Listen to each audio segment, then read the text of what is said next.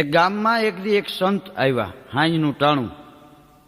એ હાંજને ટાણે ગામમાં સંત આવ્યા અને એક માણસને કીધું કે તમારું ગામ બહુ મોટું છે.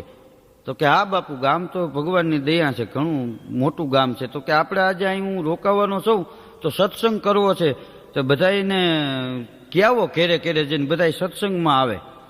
તો ગામ થયું હલકીને ભેળું હાંજે.